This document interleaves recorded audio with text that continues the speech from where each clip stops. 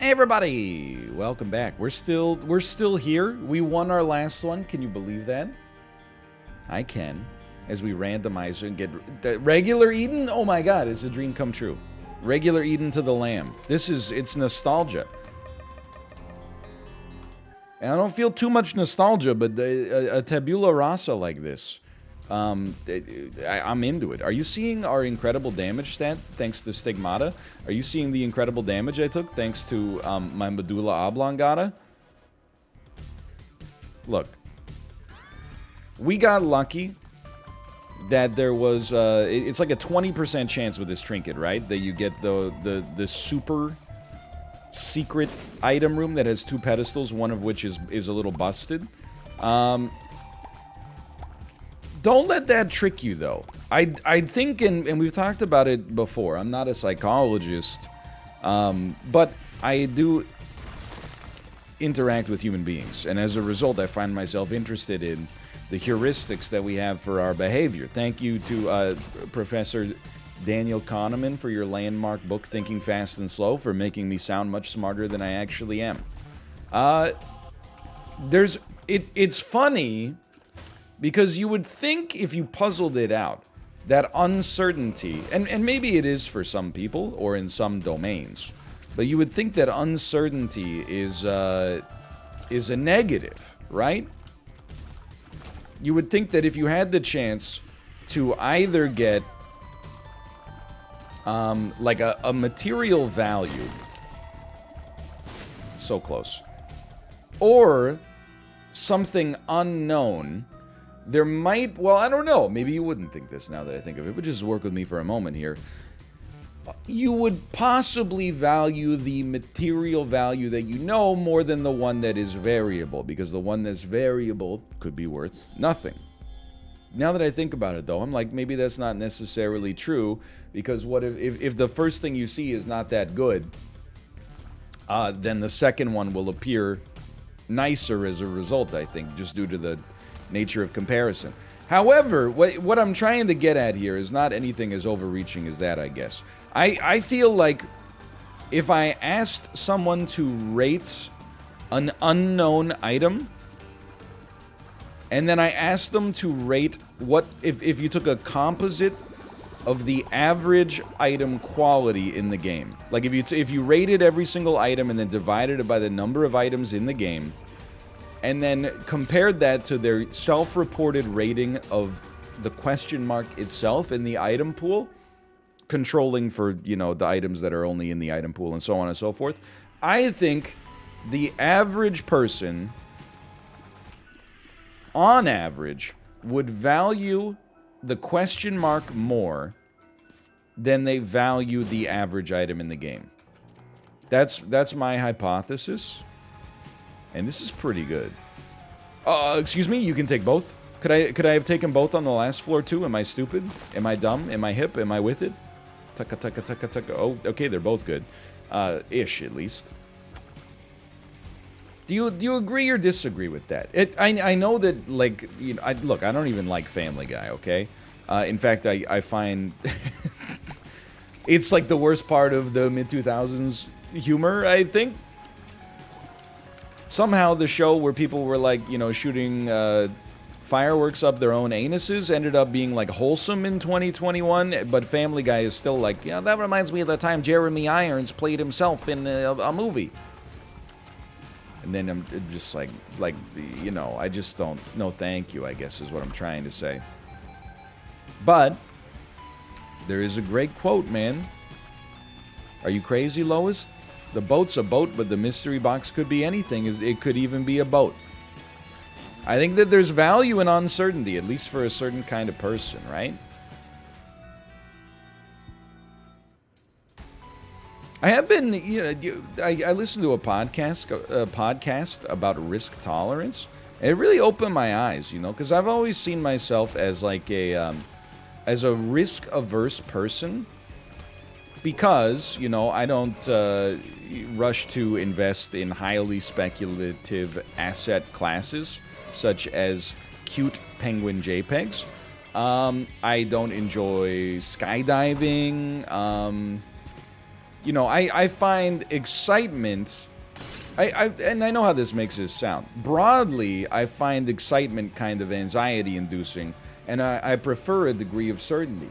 However, what the podcast was saying is that different people have different risk tolerances in different domains. And I was like, I finally felt like I was being seen, you know?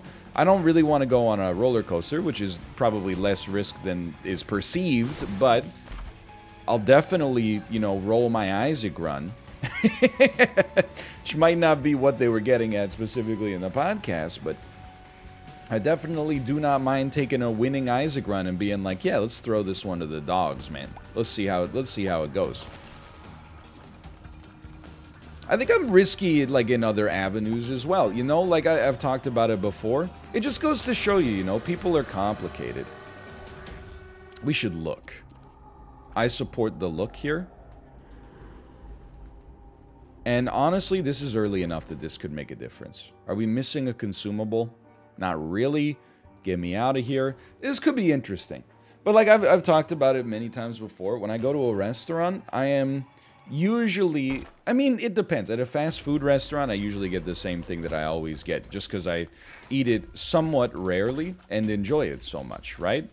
I will say I got the McDonald's spicy chicken nuggets last time I went through the drive-thru, and I thought they were pretty good. I thought I would have like a more impressive review than that, but at the end of the day, they really are, you know, just chicken nuggets. And I enjoy the taste of buffalo sauce, so like it all came together for me. Don't even try it. This is why I like Death's List early, man. Like we're getting a little advantage out of our surgicalness here. Sure, why not? But for the most part, like if I go to forgive my, you know, punching downwards here a little bit. If you go to a real restaurant, I'm the first person to like try something new. Moreover, as I've said many times, I'm kind of a menu nihilist, as opposed to a menu Frasier. I don't really... Oh, careful. No. I gotta race you. Let's go! Big plays. Huge plays. Big shiny tunes plays.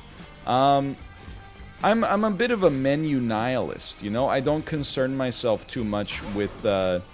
what's on the menu? Like, am I gonna enjoy the Chateaubriand more than I'm gonna enjoy, you know, the roasted lamb saddle or whatever? Am I gonna enjoy the bacon cheeseburger more than I'm gonna enjoy a blueberry muffin? I don't know. You know, how am I supposed to know that until I've tried all of them? So I'll mix it up. I'll be like, hey, give me your, you know, give me your weird thing. I want to give it a shot. You know what I do? I feel like this is fairly rare. We got a damage upgrade from that. That's kind of incredible. I am going to stick with the magic fingers, just in case. Like, they do really well in the late game when we have nothing else to spend our money on. I never thought I'd be saying it, but here I am saying it. I'm out of my family and my friends that I've dined with, who is not that many in recent memory for obvious reasons, but... I would say I am the most likely person to order the special that they introduce at the start of the meal. You know when you sit down and you've already decided what you want? But the server is like, hey, just so you know, today we have like, you know, a pan-seared sea bass served with a coconut green curry sauce over top and some roasted taro. It's really nice. And you just gotta, like, politely be like, all of the chicken tenders and french fries, please. I think in my family, I'm the most likely to get this special. I would say 25% of the time, I get it. I don't mind mixing it up. And I would say, you know, is that risk? Well, I don't know. I'm not really trying to equate, you know, the risk of a meal that you might not enjoy as much as a different meal with the risk of, you know, investing your entire net worth into, you know, Shiba Inu cryptocurrency. I'm merely suggesting, yeah, that makes sense to me. People have different risk tolerance in different domains. I'm willing to lose my bone heart to peep this, man. That's how freaking psycho I am right now. Look at my risk tolerance is through the freaking roof. Thank you so much. paid off. I think it's worth taking the time to try to get more deaths list payouts. Because, like, over time, this can make a pretty appreciable impact, man. There's no joking there. Everybody's joking now. This is a room. Sometimes you do just find yourself being like, is it even worth it? But we're gonna try, because, like, there's not that many items in the game. Please separate yourselves that allow you to get kind of like renewable statistical upgrades like this. It's probably... Oh, no. My fly is going to ruin this whole thing for me. Never mind. It's going to save me. We got a bomb. Okay, well, that's one of the ones that'll make you cry a little bit, but that's a good one. Try it. I'm stupid. Anyway. Yeah, so, you know, I think it comes... I've always described myself as a little bit more conservative in that sense alone. But, see, please call off the dogs, okay? Did we went in here. We fought Krampus, yes. And, here in this podcast, I was like, no, it's okay, I'm not lame. I'm just lame when it comes to exciting, fun stuff. I'm very cool when it comes to stuff like, video game risk tolerance. Excuse me. There's a 1 in 4 chance I played you 4 times. I'm sure I don't need to tell you that mathematically you owe me now.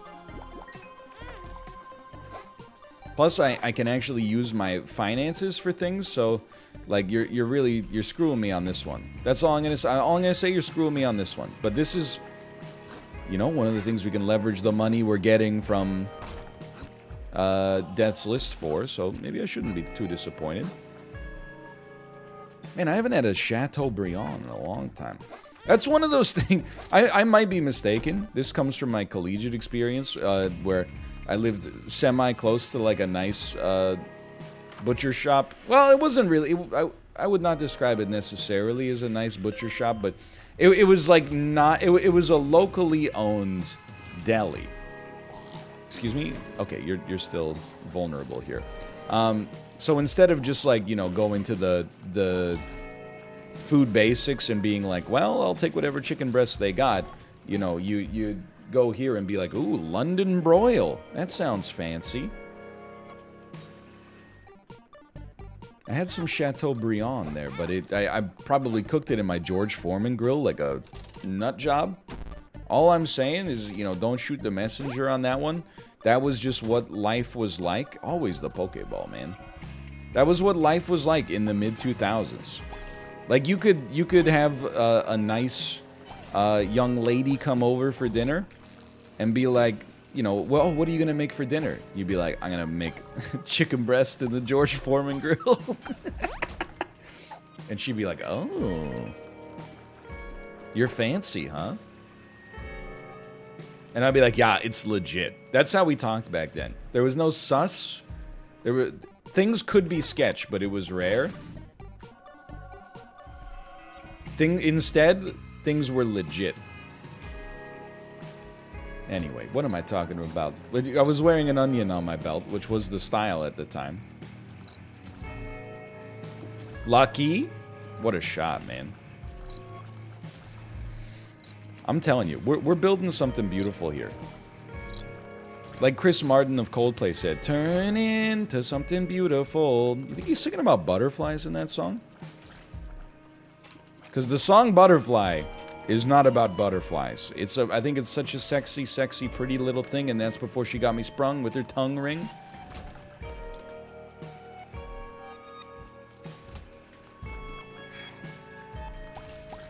I screwed it up. That's fine. Anyway, what am I talking about? I don't know. George Foreman grill, man. What's interesting is that, you know, I think you always anchor on the time period in which you're currently living, which makes a lot of sense, right? Like right now, it's 2021. You look at the fashions, because Kate watches like some of these videos that are like, you know, nostalgic for, you know, the mid 2000s, or not really like out of a sense of nostalgia, but more like these videos of like, hey, here's a time capsule of what life was like in 2006 in Seoul, right? And a lot of the fashion, you know, was I guess similar worldwide, like, you know, ripped jeans and trucker hats, Von Dutch and stuff like that. And you watch it now in 2021, where you know what, you know, cool fashion looks like to some extent, at least for an idea for you. And you watch it and you go, wow, everybody had like, you know, all ladies had the hairstyle where you side part, or you center part the hair, so it's got like waterfalls coming off the side, and then you pull your bangs back into like a tight, I don't even know what you call it, a tight hairstyle. So it's like they got a insanely pulled back bangs, and then the hair cascading down the sides of the head. Everybody's wearing like Billabong and Hurley. They got their the t-shirt over the long sleeve. They got the button up with a sweater over top of it, like. And you look at that, and what's funny to me is that you go, man, at the time, everybody, you were like, wow, she's a hottie with her busted ass, sorry, trucker hat turned sideways, and the brim has like parts of the undercarriage show. What the heck is I?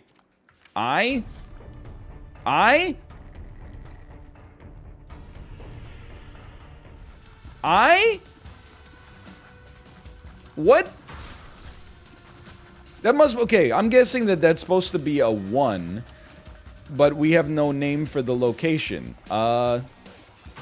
Is my game okay? Anyway, have you ever had a dream? But yeah, at the time, you know, you would look at that and be like... I don't know why I looked. Like I was gonna figure out where we were. You would look at that and you'd be like, wow, that's really cool. She's like at the pinnacle of fashion right now.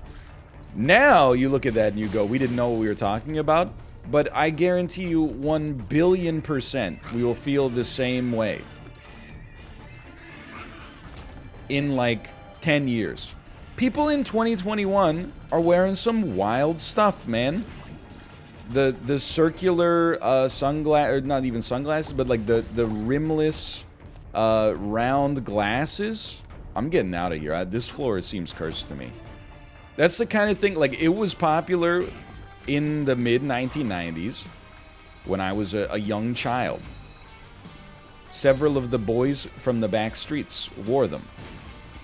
Then they fell completely out of fashion in favor of, you know, really thick black frames, which I'm still beholden to this day.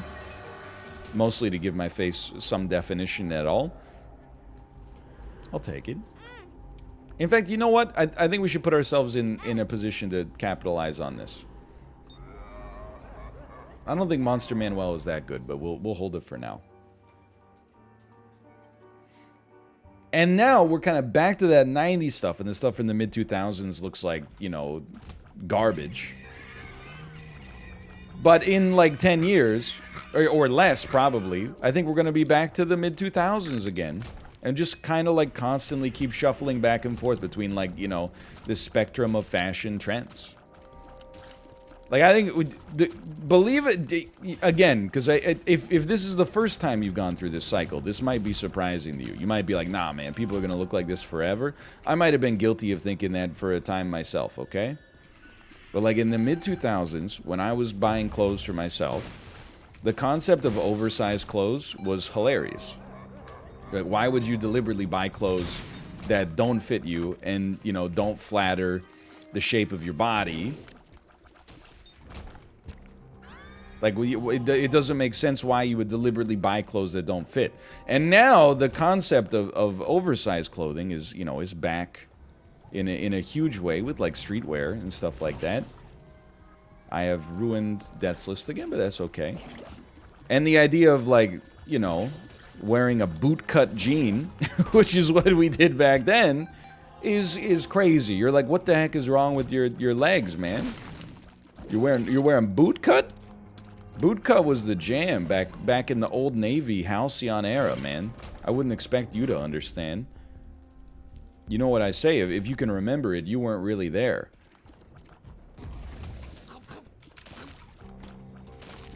Well, no, don't do it. Don't, please, Hammer, don't hurt him.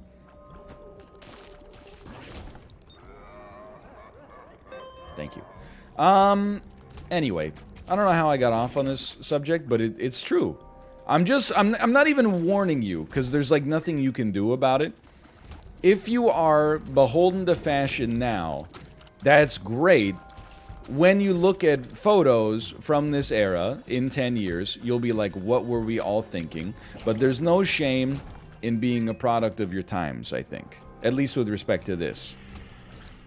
I don't think there's any way you can get around it. The good news is, probably in like the 2040s, you can show those photos to people and they'll be like, whoa, old school cool. There will be a 10-year period where you're like, this is the, I can't believe that people dress like this.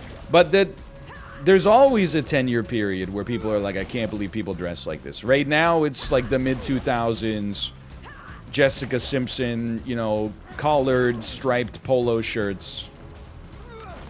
And the highlights in your hair that, you know, they made the front of your hair blonde, but the back of it was still, like, you're still a brunette.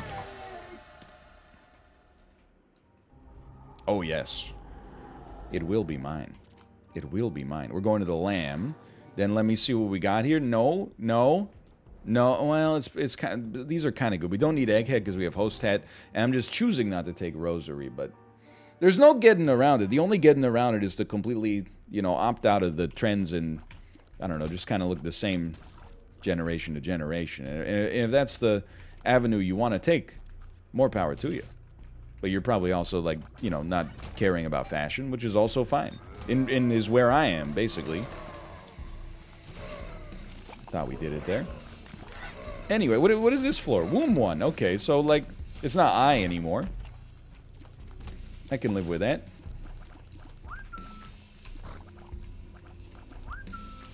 This has not been the highest... Oh, no. It's not been the highest yield deaths list we've ever had, unfortunately, but life goes on, man. It's a fun run. I'm glad we started with some high stats.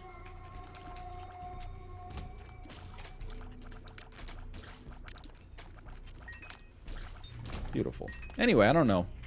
I got nothing else to talk about. It's Thanksgiving weekend in Canada.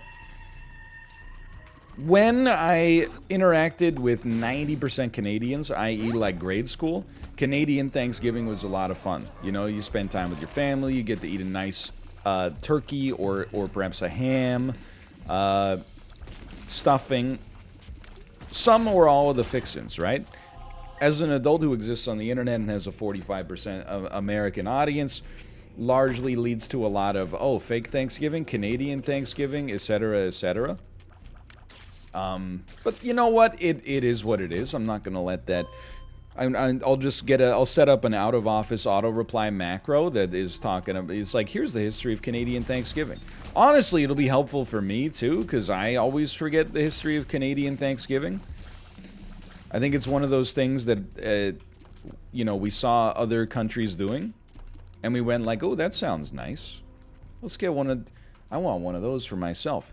America is not the only country to have a Thanksgiving type event, you know? Like, South Korea has Chuseok, which is... Look, I don't live in the U.S., so I might have a bias here. But I feel like Chuseok has a greater significance to South Korean culture than Thanksgiving has to American culture. Chuseok is like the big holiday of the year for most people, I think, at least. It supplants Christmas. Maybe Lunar New Year, also known as Solnal, is higher, but Chuseok is like it's sacred, right? You make an enormous feast. You present it in front of photos of your deceased relatives, and then you eat with them, and you know you sing them like songs and hymns and stuff like that. Like it's a big deal. So don't come to me and be like Canada copied our Thanksgiving, okay?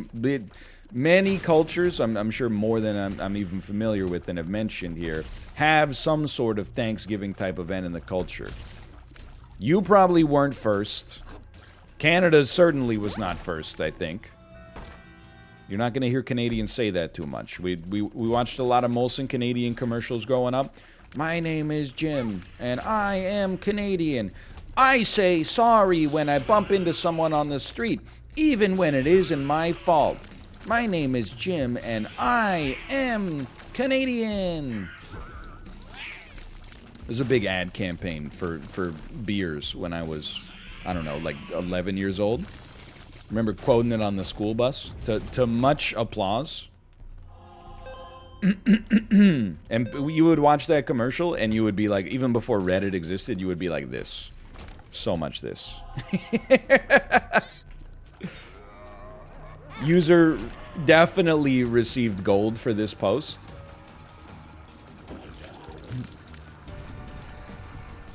%33% chance of a deal with the devil. Don't even try it, Buster. You don't spawn enemies, right? So this is a guaranteed deaths list payout. Nice. It was just what I always wanted. Our 13th key. Look, it's a good item. And for the cost of 3 easily replenishable spirit hearts is probably a sensible pickup, but whatever, man. Whatever. We should be looking pretty good. Ooh. Big stretch, big stretch. It feels good that the anecdotes are like kind of coming back. It's gonna take a while, don't get me wrong. Like it's not gonna happen overnight. And I expect that, you know, there will be 2 steps forward, 3 steps back, 5 steps forward, 1 step back, 10 steps forward, 8 steps back, 6 steps forward, 22 steps back. You know, you get the idea. But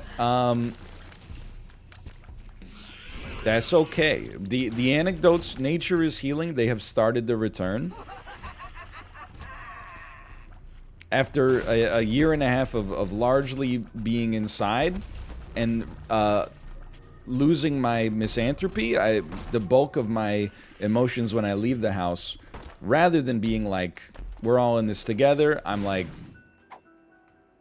let's get out of this.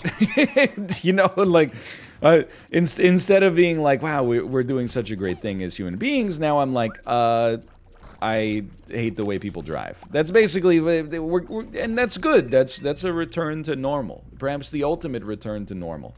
We'll really know that the pandemic is in its denouement when people start to complain about mundane stuff more often. I'm happy to be like a bellwether there for that.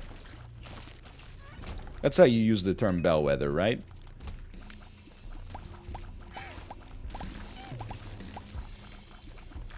I hope. Perhaps. I'm not using death's list on this one. Now, I know you're like, be specific. And I'm like, I don't really have any specific stories lately. You know, just like when I'm driving, I'm like, I've almost become kind of like immune to driving anger.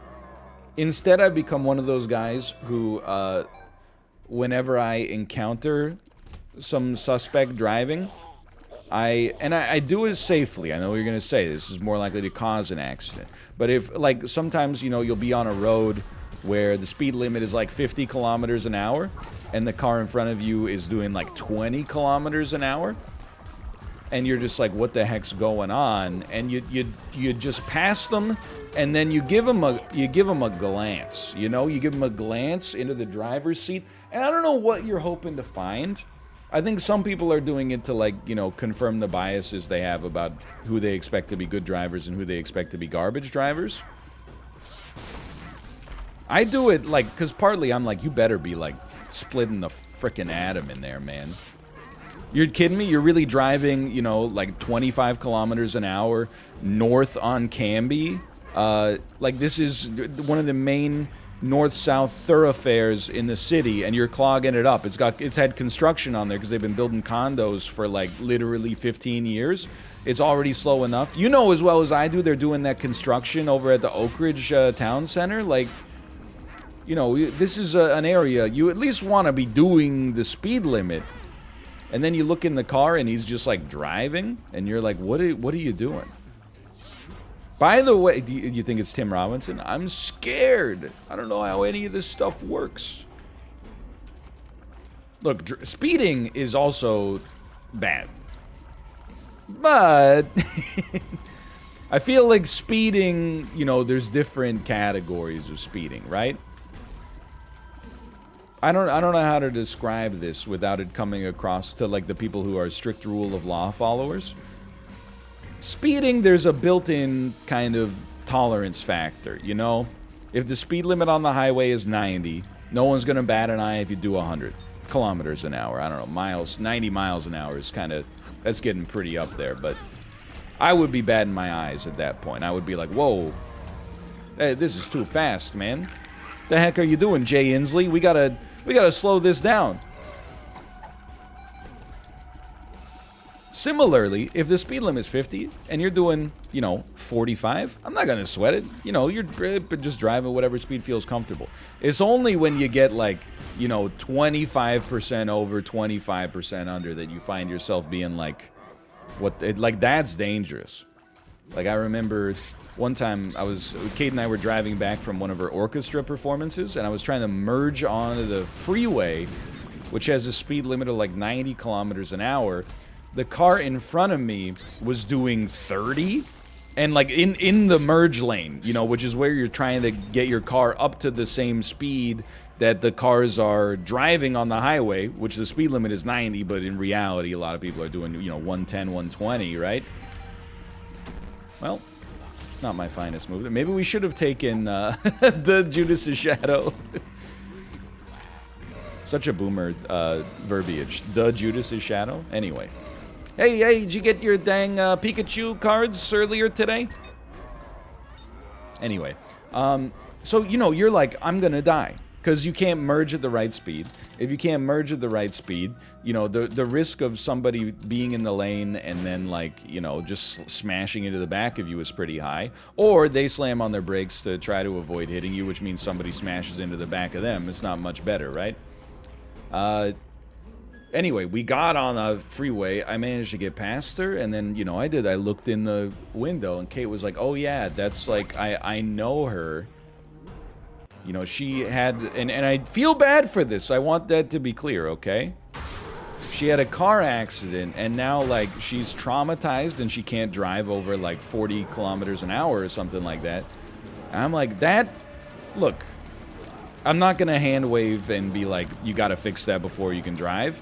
But, like, if you can't drive more than 40 kilometers an hour, you can't be on the freeway, because you're gonna kill us and everyone in your car as well.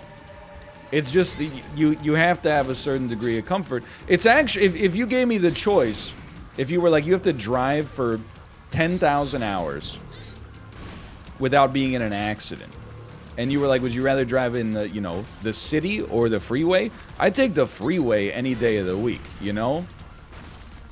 Obviously, people are driving faster, but in the city, you got to keep your head on a swivel. People are jumping out into, you know, the road and being like, well, wearing all black on rainy days at night, you know, obscuring their face, jumping out into traffic and being like, oh, the pedestrian always has the right of way. And you're like, yeah, but give me a second at least to recognize that you're here.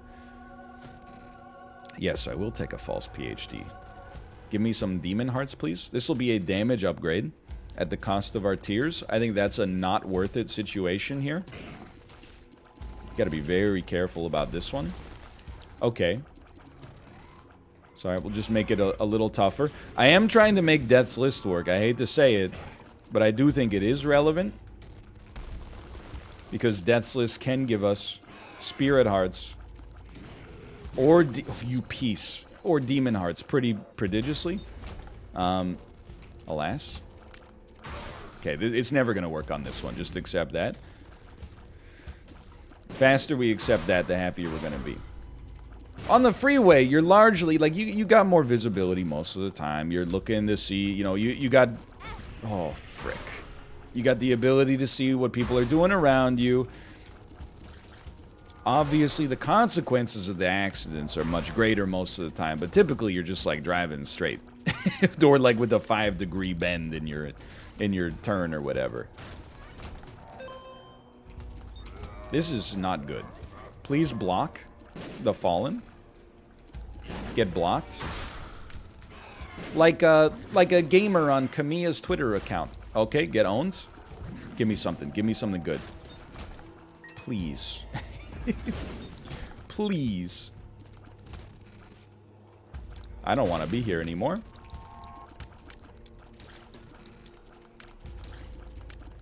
Forget Deathless, man. I'm just trying to live. Good Charlotte style. Oh, no. This is not so bad. It's 0% Deathless, but it's not so bad apart from that. But yeah, you know, like, again, it's not so easy to just be like, you know, don't be traumatized, forehead. I'm not saying that. What I am saying is, like, you know, if I die due to your unresolved trauma, then we really got to do something about the state of mental health care in this province. What the heck? Based? Based? Based? Meanwhile, at the Hall of Justice... Please. Please me, please me, please and squeeze me. You got something good? No? Okay, okay. We just need coins, man. Khajiit has wares if you have coins. Don't get cocky, but this is winnable.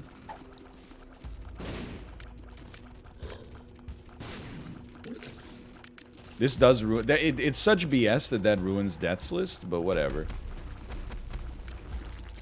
Coins. Coins. Coin me. Coin me. I think I checked there. I don't think I checked here. Our bombs are pretty important. So I'm still fishing, and I'm still looking. And I'm still juicing, and I'm still squeezing, man.